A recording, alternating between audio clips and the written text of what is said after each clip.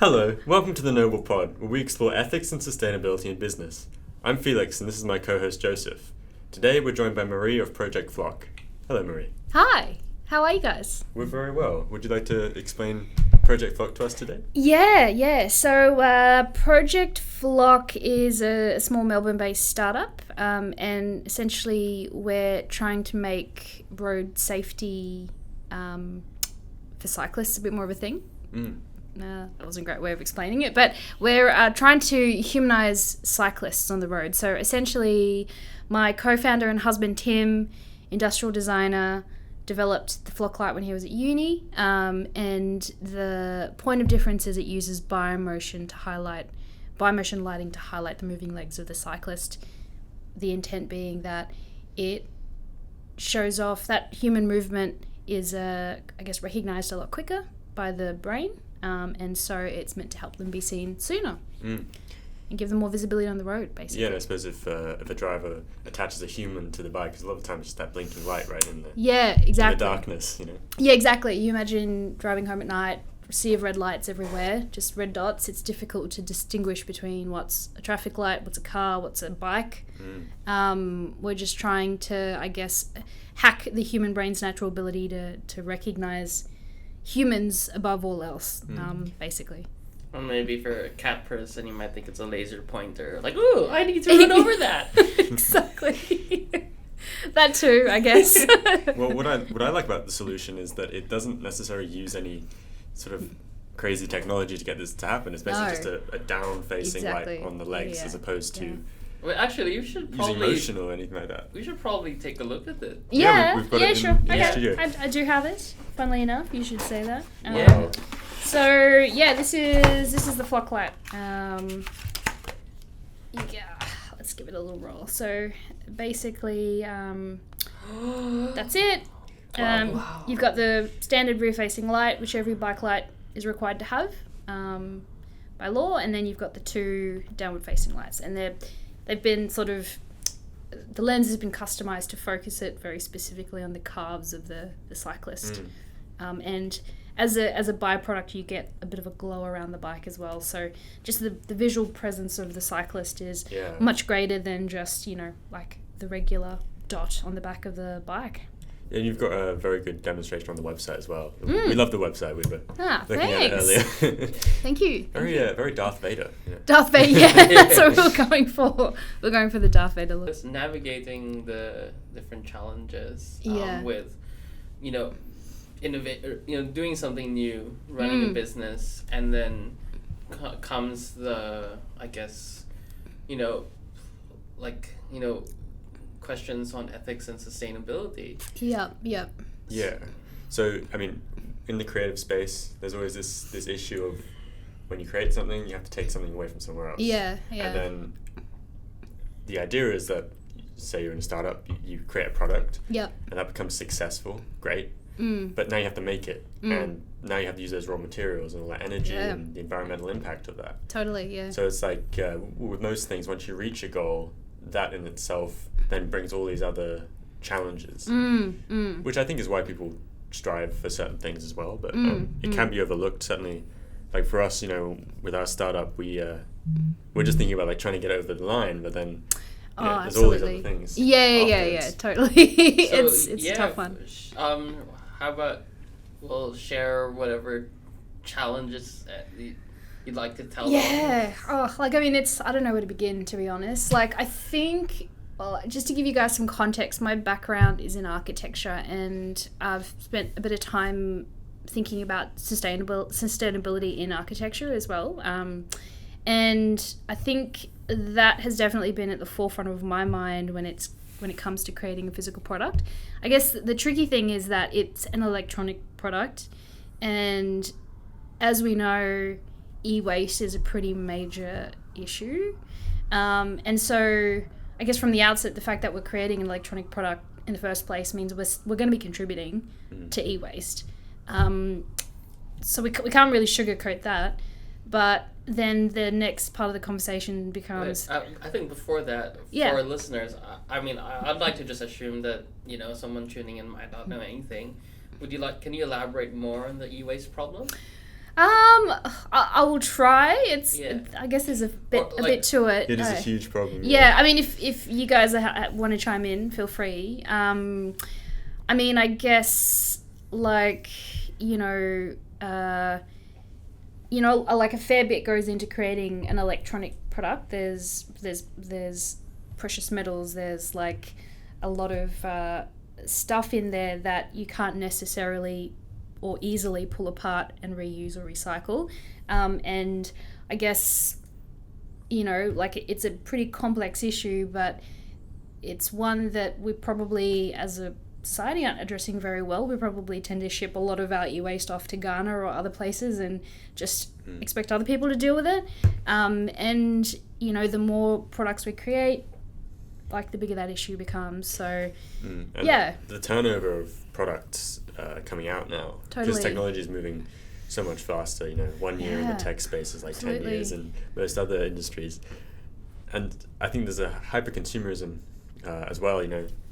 Just in the case of having like a new iPhone every year. Oh yeah, absolutely. Yeah. There's a built-in redundancy in a lot of exactly. Electronic products. Yeah. So with your product, it's sort of like that. I don't imagine there'd be many iterations. Did you spend a lot of time before releasing it getting to the perfect product, or do you have an idea of like iterating over a period of time? Yeah, definitely. Like iteration, I think we're going to be continually iterating, that's for sure. But the question is like how we approach that as like in terms of how we sell a consumer product. Like we could be encouraging our customers to buy the biggest and the best and the latest and chuck out their old one and keep giving us money. Or I guess we could look at it a different way, and that's the challenge. Like we're trying to sort of think ahead about a little bit, like kind of like with you guys, we're obviously still very early days. Like our biggest issue is just getting off the ground, having a product in the first place. As much as we'd love to consider all of the things that we need to be considering at this early stage, I mean, at the end of the day, like sometimes the unit economics of everything and just being able to afford tooling to make the product in the first place is the biggest hurdle, let alone being able to do it with circularity or sustainability in mind. Yeah. So that's something that perhaps we can elaborate on. Yeah, because totally. I know that like a lot of like young designers have no idea what goes on into things like tooling.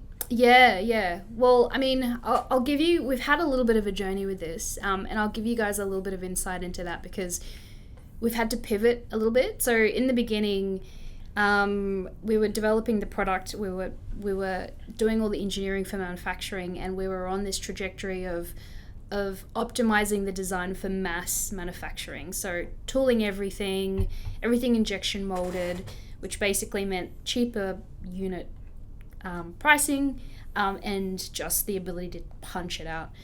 The problem with that was that with injection molding comes tooling. Tooling is a pretty high upfront cost, and it just kind of made the barrier to entry a lot higher for us.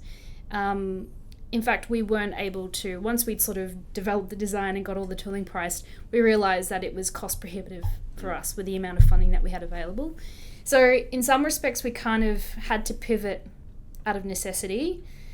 And we kind of went down this hybrid manufacturing route of injection molding just the critical items, but then 3D printing the rest of it. And that kind of did two things for us. That kind of, first of all, it reduced our tooling costs because 3D printing doesn't require tooling. But then also, it gave us the opportunity to test and iterate more frequently without investing all that time and energy and money into tooling a product that essentially hadn't been tested in the market yet. So we were kind of like reducing cost and reducing risk at the same time by going for a much kind of a low volume method, I suppose. Is there 3D printed elements in the final product then? Yeah, totally. So essentially this rear part of the light is all 3D printed. And this clip is also 3D printed. So we've still had to injection mold the clear components, the lenses, and then this casing here, and then the silicon parts.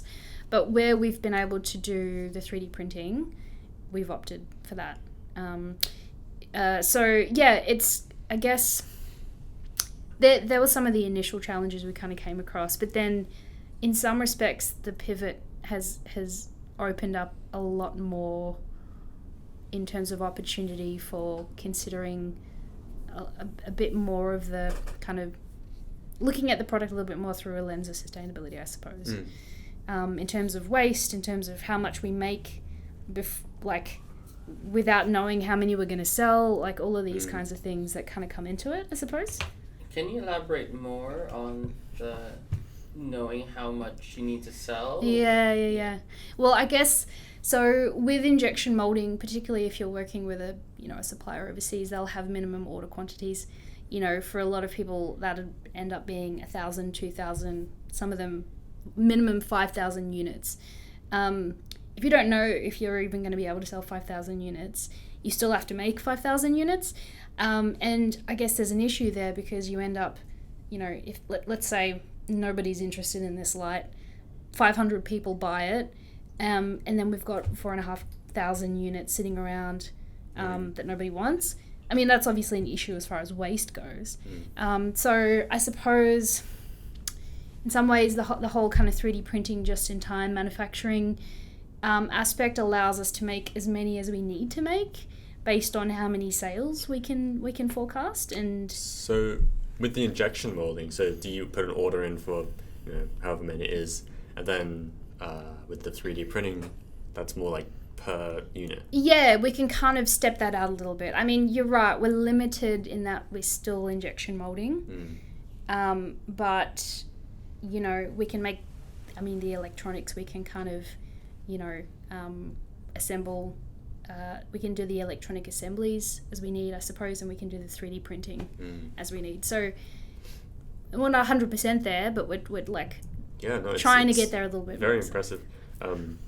Basically, Project Flock comes off the back of our MIT as well, which is where that's it. We are. Yeah, correct. Trying to do zero tag and no bull and all sorts of weird things. And it's great to see an actual product, a physical product, come to fruition from activity. Yeah, physical products are hard. They are. Yeah, I can see why everyone wants to just focus on SaaS and it's like making something. I've got a lot of SaaS myself. I don't know what SaaS means. Maybe you'd like to explain SaaS? Oh, okay. I guess software as a service, so more tech-based. Yeah. There you go. Or, the SaaS that you were meaning, that too. We can focus on that if you want. Well, maybe because, I'm familiar with the startup scene, but then, can you explain, what do you mean by many people like SaaS? Who are these people, and in what way do they like it? Whoa. What do you mean? What do you mean by that? Are they crypto bros? Is it when you say people liking it? Is it in terms of people trying to start a business? Yeah, I see. In terms of so I guess I don't know. Say you're a uni grad, you have a great idea, you wanna turn it into a business. Yeah, that's every uni grad. Yeah, exactly. But for example, RMIT has a strong, design and technology, background, especially industrial design. Industrial design community is pretty awesome. It is, and they've got a history of grads coming out and turning those ideas into commercial products. Yeah, which is awesome. Yeah, well, but if. As you're saying, a lot of people would prefer to do a SaaS because it's easier to get off the ground. Has it become harder for young industrial designers to get something off the ground? I guess each of them have their own challenges. I'm not saying SaaS is necessarily easier than physical products. It's just a different kettle of fish, really. The challenges of getting a physical product off the ground is the upfront cost. There's a lot of money that goes into prototyping and testing and just those initial production runs it's not everybody has access to that capital or the skill set to be able to raise that capital as well. But at the same time though, there's something really rewarding about creating something physical, like the fact that you can touch it and feel it and be this is what our effort went into, you know. Like there's something pretty cool about that. It's a very human thing, and I think there is a bit of a stigma with people creating software-based stuff. You know, people may assume that it doesn't take as much effort or whatever. Or people want that physical thing. They can understand it better when it's exactly, in their hands. yeah. And I mean, as far as testing goes, you know, like if you're trying to you know, change customers' behavior through how they interact with some kind of through software.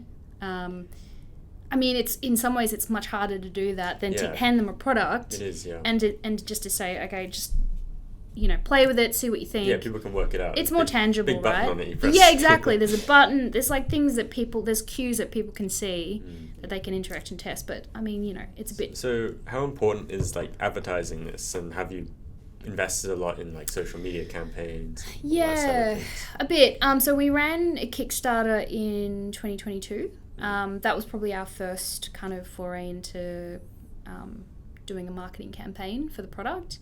And it was great because in some ways it was a bit of a test run for the launch. And that's been definitely a theme throughout the development of this product and the development of the business. We've been trying to kind of step up like a little bit more incrementally in terms of the scale at which we do things, you know. So for example, even just with the testing, you know, we tested with 10 people and then 20 people. Now we've got 75 people using it. So and each time our systems and our processes are kind of scaling with it. So we kind of get to figure a few things out in the process. So the Kickstarter was a good test run for that, I suppose. And now that we're about to launch the product, we can take a lot of the learnings from the Kickstarter and then apply them to what we're doing now. So definitely, I think our alpha and beta testing programs, like we've been sort of utilizing that as a way of promoting the product as much as possible. So yeah, a lot of user-generated content, a lot of testimonials, a lot of... Yeah, I mean the testimonials are so important because with mine and Joseph's Zero Tag, it's taken so long for people to understand what's going on. It took me a long time to understand what's going on. Yeah, so... That's it, yeah. And like I guess with what you guys are doing, like there's a behavioural change aspect to that too, right? You're trying to change the way people think about food waste and how they interact with food in their homes, and that's a challenge, you know, even if the actual platform itself is a solvable thing. Yeah. It's all the other stuff that goes with it. Yeah. Yeah, I think changing perceptions is where it sort of ends, because there's a lot of, like, I'm not really a traditionalist, you know, but a lot of people have traditional ways that they want to do things and have to do things.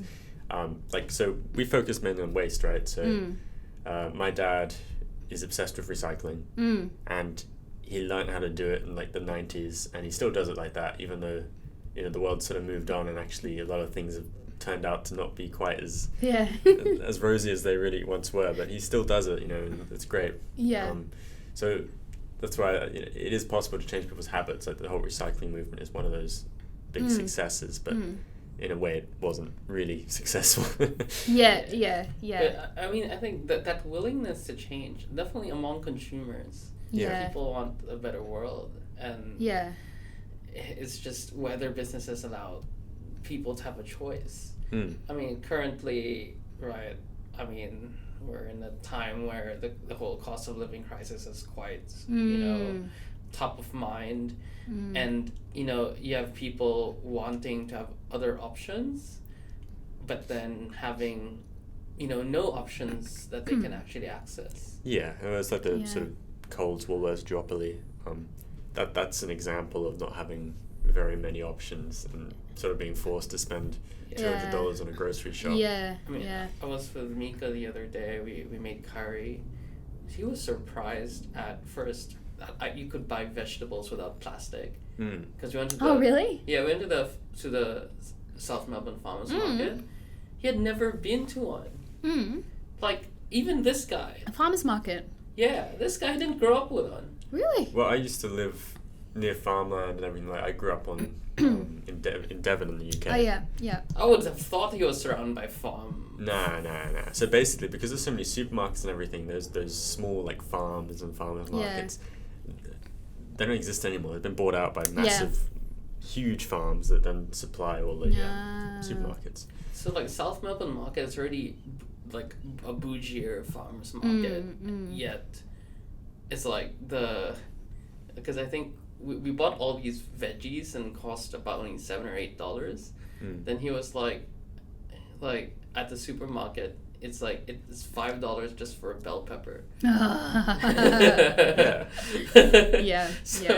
I was just like, this is already the bougier one. Go to Queen Vic if you want something cheaper. I'm just like, then he was blown away, and then not just that, because everything was loose goods. So then he was just like, it's actually like shopping, because like when you look at the farmers market, that's how stuff used to always be. You go to, let's say, like in developing countries, like your farmers market is where everyone shops, because that's actually the cheap place. And that's where you can shop packaging free for a lot of things. So it's, I mean, after that, if he lived near one, he might consider switching to it, but he doesn't live near one, so that it's always the convenience thing. If you make it so that people are effectively stumbling over the solution, that's it. I think it's about reducing those friction points, isn't it? I mean, like as an example, what we're actually doing here, you could do the same thing by strapping 2 lights to your ankles if you wanted to. Really, anyone could do that, but the problem is nobody does, because A, they've got to figure out how to strap 2 lights to their ankles. B, they've got to charge and keep charged like 4 different lights. Like, a lot of people have kind of said, well, I could just strap 2 lights to my ankle, and we'll usually say, yeah, you totally could go off and do that, like, by all means, because it's just as effective. But are you going to continue to do that? Probably not. So it's kind of like, all right, like a lot of the thinking that Tim had gone through was like, how do we reduce the friction points to make this habit as easy as possible for people, so it's like a no-brainer. It's so crazy. Like, something that I encountered like in the startup journey, people say like, consumer products are challenging because the bar for excellence is actually very high. Consumers are so picky. That's true. And there are some consumers that seem to take pleasure in shooting ideas down. Well, I mean, but at the same time, it's like, for me also, as designers, it's like figuring out how to make something work is kind of like our job. Like, you realize, I mean, there's so much work that goes into design. And I suppose what we've found is the more we take people on that journey, and Tim and I have been fairly transparent about the ups and downs of this whole product development journey, particularly with our backers. We've been pretty transparent. Whenever shit's gone wrong, we've told people, okay, this has gone wrong and this is how we're going to fix it. And what we've found is when people feel part of that journey, they have some ownership over it, particularly if their feedback is taken on board, like that shifts people's kind of relationship with the end product. You know what I mean? So, that expectation for it to be absolutely perfect kind of goes out the window when they've seen the whole journey play out and they understand how fucking hard it is to make it that perfect. A lot of people give their opinions on things that they don't necessarily have any idea about, really. And it's useful. Like, I mean, my mum always uses this thing, so she's not particularly creative or artistic, even though she is, but she doesn't believe it. Her drawings are fantastic because she doesn't know how to draw. It's amazing. But still, she always says, Felix, I'm at the average Joe, pardon the pun. And so you're not average Joe. Don't listen to him. Whenever I have like a design or something, that I've done for uni, she's like, oh yeah, show me. And if she gets it, then she's like, yeah, okay. A lot of other people will get it as well. So. So I think that's quite interesting that people sort of understand that they don't. If you can impress somebody who doesn't actually really care, that's probably the most impressive thing. Really. That's so true. Yeah. But at the same time, it's like when the startup mentality is like find that match of people who desperately want it with something so scrappy. Yeah, that's true. Yeah, and I think we probably underestimated how scrappy people would be willing to go. Like, as a designer, you get very precious about what you're doing. Yeah. And in the beginning, like, we had this kind of like 3D printed, like, Frankenstein of a thing, just to test out the basic principles. Yeah. And, like, handing that over to someone was just like, I don't want to give this to you because it's so ugly. Oh, we're usually the harshest critics, really. Yeah, totally. But then the more specific, and in some regards, correct we make the design, a lot of the time, more likely a lot of other people are to not understand it, Well, yeah, that's true. I guess, like, the more finalized it is, the more people expect the outcome to be perfect, I guess. I don't know if that makes sense. Yeah, their expectations. Like, you show them a work in progress, Yeah. they understand that it is a work in progress. Yeah, exactly. Oh, there've been a few times, because I do logo design as well. Yeah. Where there's some clients that they're a bit clueless with certain things, and you do a sketch for the logo or something, you send it off to them and say, this is okay. And then they're like, yeah, this is great. And then you see that they use the sketch as the final logo on their website. So you have to no, wait. So it's true. We have two very different benchmarks here, I see.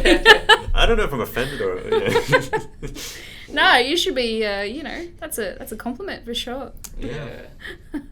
Well, even because, working with software, it's quite interesting how, like, sometimes if you explain the concept in words, and probably also because software is so abstract. Yeah. It's just like people always like can be very confused what it is. Totally, yeah. And then then you make something scrappy and then have a fair idea, and then there's a certain just like tipping point where it's just like you cross it and then suddenly it's like I get it now. Yeah.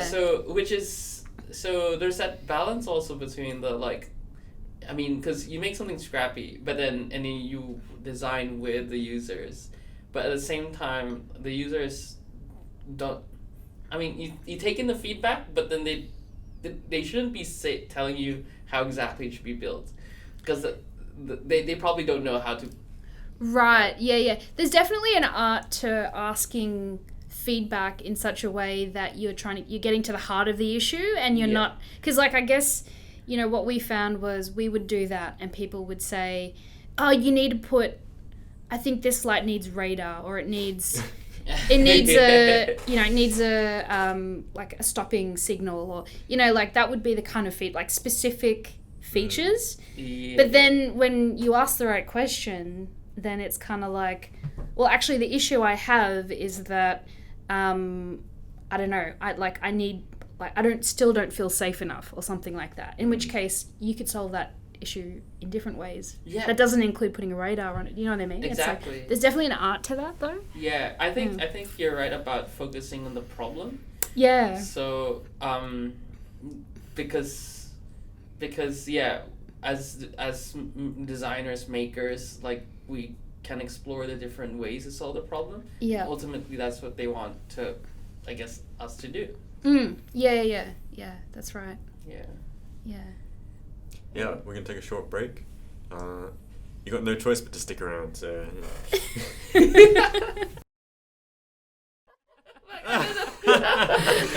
Oh, wow. Crikey, I didn't know Joe would go that deep. That was a good joke. That was a good joke. I didn't know you had it in him. Yeah, you wouldn't get it. No. Anyway, what were we talking about before we had that little break? Well, I was just thinking about, I think, tying things all the way back to the beginning. Because, Project Flop, won the James Dyson Award. Wow, congratulations. Thanks. That was Tim's doing, not mine. But yes, thank congratulations, you. Tim. Tim. Yes. Well done, Tim. You did nothing. Yes. And also basically got lots of support. And then, you look at mass production and you realize, oh wow, the capital needed for this is crazy. Yeah. Which makes me wonder, right? It's like you have all these starry-eyed young designers coming out of uni with bright ideas, and then how does anyone, get bring something to market? Right? And how did the people do it in the past? Yeah. Well, I mean, I couldn't speak to everybody else in the past, but I can at least just tell you a little bit about our experience. So you're right, Tim did get the James Dyson Award for the light. That was sort of at the tail end of his university degree. So there was a lot of kind of design kudos around that, which was good for marketing. It was good for getting a little bit of credibility. We did the Kickstarter. We raised a bit of money through that. And we thought, great, let's do it. We're set. We're all ready to go. And then kind of like what I was saying before, tooling costs came in and we were like, yeah. Well, yeah, like you reach that goal, then it comes with so many other problems you didn't think about. Like everything we had forecast, like, you know, I mean, there were other factors in that though, like some of it was our doing, some of it was not. So there was obviously COVID that threw a massive spanner in the works.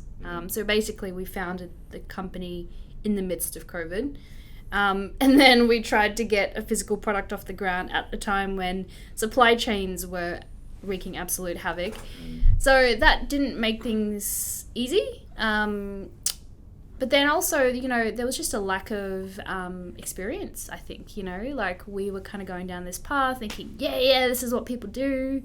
They do this. And then we got pricing and then we were like, holy shit, that's a lot of money. And then we tried to kind of, you know, pare it back. And then it's just, you know, this, as you guys would know, this constant pull and push and pull of like design integrity and then executing on that and then understanding that the reality of executing on what you wanted to is different and then having to pull it back and compromise and figuring out, you know, like you got to figure out what's important to you and what isn't. To be fair, there was a bit of design creep in there. I think we probably like made some decisions around the things of the design, the parts of the design we thought we wanted to hang on to, but probably wasn't like necessary. Almost falling in love with the idea, which totally, I think you were saying it kills a lot of startups. It does, it really does. But then I also get the challenge because in software, it's like you really run lean, but with hardware, once the mold is made, you're kind of locked in that design. Yeah. So that's where the 3D printing came in, I guess, for all the prototypes. Exactly. Yeah. That's it. Yeah. So I mean, you know, like in hindsight, I think there are a lot of things we could have scrapped because we were like, all right, if we're being completely honest with ourselves, taking our, you know, like probably more so Tim than me because it was something that had been his baby for quite a while. He was so close to it. It was difficult for him to see objectively what was necessary and what wasn't. And so, you know, part of that whole like, holy shit, how do we do this kind of moment was also like, okay, wow, maybe the things that we thought were important actually weren't. Yeah. What would happen if we just pulled all of that shit out and brought it back to an absolute bare minimum? Then how do we get it off the ground? And then suddenly it became a bit more possible. Yeah, it's so important. Even at a more simple level, like, you know, I do painting. And sometimes you're doing this painting or this drawing or whatever, and you're trying to get into all the little details and all the nitty gritty, and then you realize, if I take a step back, the proportions are all wrong. Yeah, exactly. So, you're like so focused on the minuscule, and then you zoom back and you're like, that was completely unnecessary. If the original drawing is bad, you know, the rendering isn't going to make it any better. Exactly. You know? So you have to be more gestural with it, and use more emotion, and actually just like, I don't know, you got to see more, you got to listen more to other people. And it is tricky though, because like, you know, you kind of have to have both a myopic and a macro view simultaneously, because, you know, you need that focus to be able to actually like, you know, turn it into something, but then you need that big view to kind of be able to pivot and change and make decisions about. A lot of the time that comes from an external person. So like you're saying, you come in, you see what Tim's been working on, and you're able to offer fresh eyes. Yeah.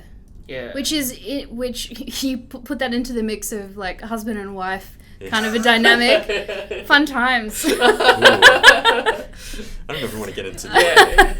We don't have to do couples therapy today. That's for another podcast. That's fine. That's for the different podcast. Yeah. Noble therapy. Noble therapy. Noble therapy. Yeah. But, so good you say it 3 times. Yeah. Well, but on the topic of, because you were saying that like, you know, you guys felt inexperienced, but from what I know, you know, mold making and these methods of mass manufacture, some of them are dark arts. Yeah. Especially because so much of the Western world has given up its manufacturing. Yeah, totally. You can't just, rock up to your nearby factory and say, hey, how do you guys do stuff? Yeah, for sure. And the last time, so I was quite fortunate to have experience, working with a Chinese manufacturer, where it wasn't, where I was, but it was scary, to be honest. Yeah. So it is. Last time I was, doing that, I got off the train, was heading towards a hotel, and then I get pulled into a police station, and then they were asking me to scan my WeChat. Oh God! I was very scared because I was just like, "What are you gonna do? Like, go through my chat history with all my design documents?" Yeah. Anyway, I freaked out. I just said I was a foreigner. Then they let me go. Okay. And I'm just like, wait, so what was this all about? Why'd you call me in if it wasn't that serious? Yeah. And then they're like, oh, we've been having all these thieves in the area. I was just right. We got to our local contact, and he was like, it's because you look like a Hong Konger. Yeah, right. Yeah, this was during the peak of the, umbrella movement, where, because Shenzhen is at the border of Hong Kong, and Shenzhen is a major manufacturing center in China. So, like, oh, wow. And that just, you just add that to the mix. How does a young person get that experience of mass manufacturing? Yeah. Is that a question? Well, somewhat, yeah. Is it rhetorical? Because in a way, because it's like, it's like when you think of all these, like people wanting to create stuff that will change the world, and then trying to be, practical and realistic about it, right? Yeah. And then, like, for example, like doing a Kickstarter, and like, if, like, for one thing, you guys at least know that you have people that back the vision. Yeah. The challenge, from the sounds of it, was like realizing how expensive mass production would be. Yeah. So there's that experience of doing it, and then also gaining the capital for it. Yeah. And I'm just like, well, given how high the barriers are, how will there be any positive change in the world? Yeah, it's hard. I mean, like, I don't want to be evangelistic about this, but like this kind of whole, small production scale, like small scale production methods of manufacturing, like 3D printing and, silicon molding and stuff like that. Like, I feel like that's, if someone had told us that on day one, I think we would have been way better off, because I think our perception of it was all, you do the design, you send it off to China, they make thousands of them, you're home and hosed, done. But I mean, the reality of that is, like you said, it's big and it's scary, and if you've not been there and you're just relying on other contacts to kind of guide you through that whole process, and there's a lot of trust in that, you need to, like, it's very intimidating. But I mean, I guess, again, like, we've partnered with Formero, these guys here in Melbourne, and suddenly it's made manufacturing a lot more tangible to us again. We can get in there and actually understand it. We can see the machines that are creating our things. So it's entirely manufactured in Australia then? Not entirely. So the injection molded parts are done in China, but we've sort of been able to liaise through our partner manufacturers here and piggyback onto their contacts. And so they have like this long-standing relationship with them, and that's helped a lot. Yeah.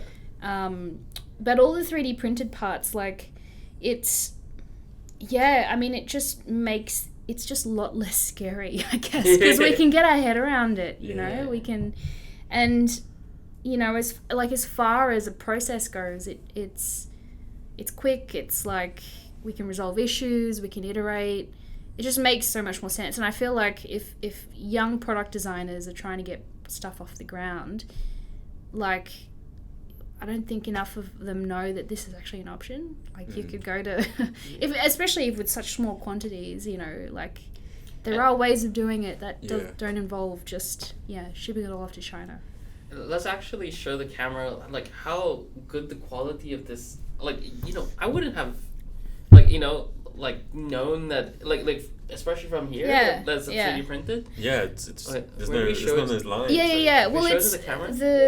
the method of 3D printing. I will geek out for a second here if you guys are okay with that. Yeah. Cut that out. So the method of 3D printing that's been used on these guys is called MJF. And it's quite different to filament 3D printing, which is probably what everybody understands, where you have a filament and you do it in layers. So MJF is a sintered powder, essentially, and it's like there's a bed of nylon powder and there's a machine that essentially prints it like a regular, like you would print onto paper, for example, but it does it in layers. And it binds the nylon together so it's more isotropic, so it's not in layers, it's actually like a bound thing. Wow. I mean, there's a lot of benefits to it. It's a way more durable than a filament print. It uses way less material and energy because essentially, I don't know if you guys know, with a 3D printed with filament, you have supports. Yeah. And then you got to take those supports off and you got to clean it back. So you don't require supports for this, so you don't get that extra wastage. And the powder, there's 80% of the powder that can get reused over and over again. That's awesome. And at the end of the day, the nylon is it's more recyclable than, say, like I think it's like a SDA or one of those other types of filament prints. So, I mean, it just felt like a bit of a no-brainer, to be honest. It's, we couldn't probably do them at huge scale. I think at some point we will need to look at getting like a mold done of this part, but we're already looking at manufacturers in Australia who do molds with recycled plastic. So there are options really around that. Yeah. So why couldn't you do the clear part using the same method? It's a different material because it's clear. The MJF is it's a solid, I guess. I don't know how to describe it in technical terms. It's an opaque thing, and you can't use the same process for a clear. Yeah, so that materials engineering, I mean, Joe's, there's a lot more about materials engineering than me, but it's fascinating because a lot of the designs now are being done on CAD, right? And there's not much of an understanding about the materials and how they're going to react with each other. And like you're saying, you can't actually use that particular process on that particular treatment and all sorts of things. And I mean, essentially by going down that route, I will say that Tim and I had some very heated discussions about assembly methods because... Turning into therapy again. I was pushing very hard for using screws so we could essentially disassemble it and repair it and replace things. Right to repair, Yeah, but obviously, assembly method when you're having to physically screw things together is longer. But, it's kind of like that was what we had to do because we're using two different materials. And you're making it for the user at the end of the day. And that is so much more user-friendly because the amount of people who are so annoyed, even these microphones, you can't fix these microphones, you can't fix the camera, it's an issue, laptop, for sure. Wait, so can you elaborate on assembly? So was the issue that you would need to hire people to screw things in? Yeah, well, I mean, our original method was going to be a process called... what's it called? God. You essentially fuse the two pieces of plastic together with... is it molecular? It's like a vibrating thing. I can't... Ultrasonic welding, thank you. Yes, we were going to ultrasonic weld the two components together, but then you can't pull them apart at the end. Yeah, but it sounds cool. It does sound cool. Yeah. It's also very, very quick and very, very cheap. So you can't pull them apart? Well, no, they're fusing the two pieces of plastic together. So they're two different colours?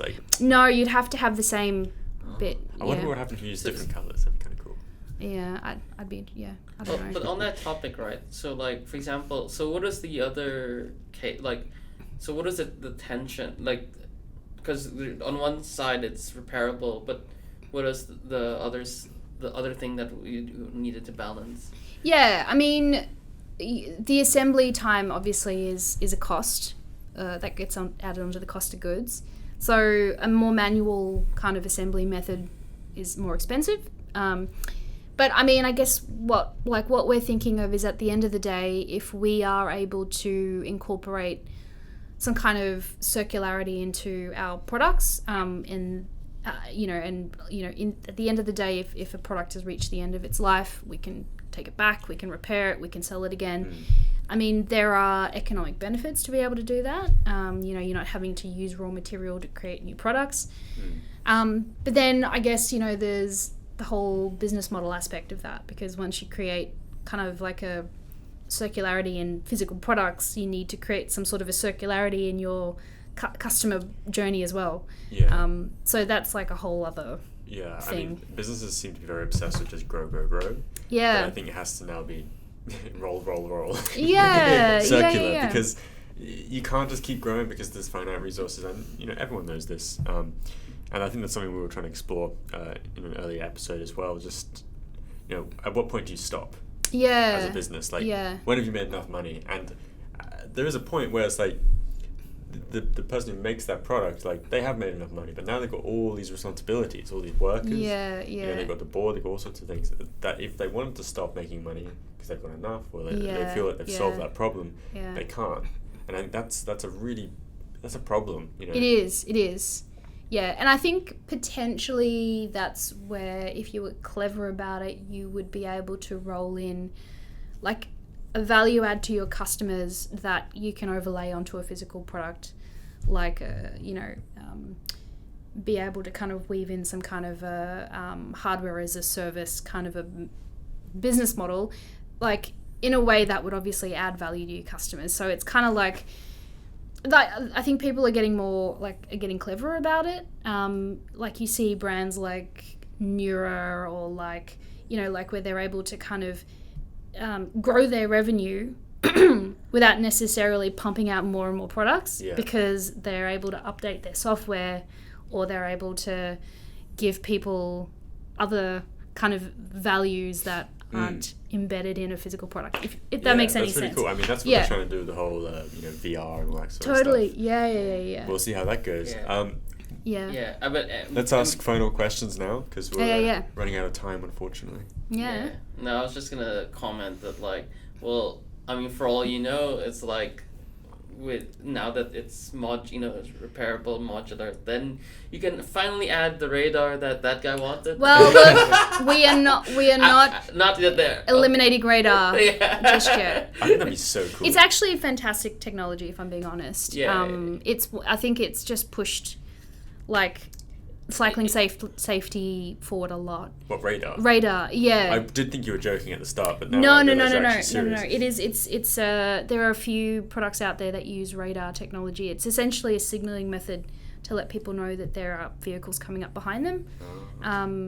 So yeah, I mean, it's definitely a joke about it, but it's fantastic, and if we could put it in our product, we would. Well, you can open it up. So that's just sell it as an additional kit.